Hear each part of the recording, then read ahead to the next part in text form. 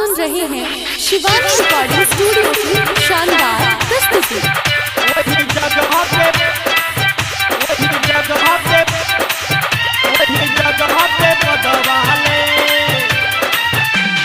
DJ Rupesh राज बसंतपुर चौक, DJ Rupesh राज बसंतपुर चौक।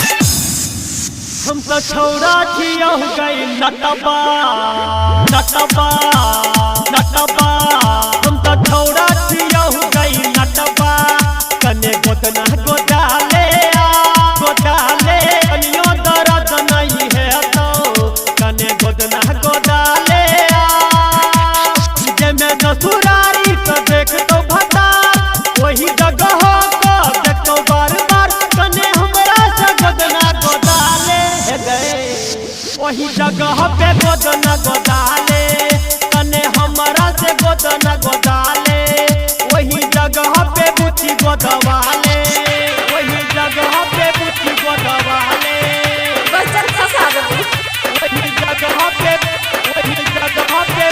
गोदवाले। आप सुन रहे हैं शिवानी रिकॉर्डिंग स्टूडियो की शानदार डीजे रुपेश राज बसंतपुर चौक।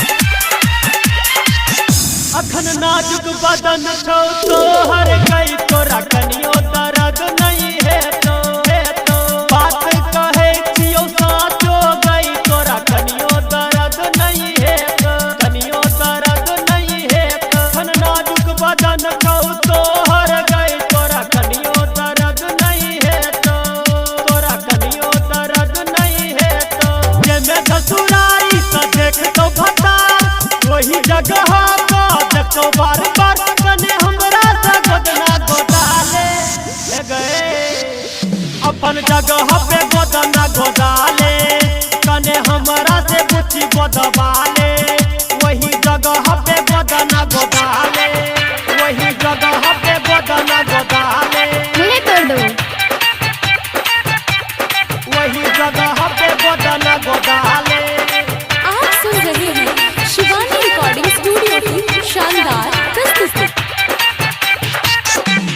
डीजे रुपेश राज बसंतपुर चौक, डीजे रुपेश राज बसंतपुर चौक। बात कहे छियो ठीक के गई कने जल्दी से गोदना गोदाले गोदाले, लट लट बेसी कर नहीं तू गई जल्दी से गोदना गोदाले, जल्दी से गोदना गोदाले गोदाले।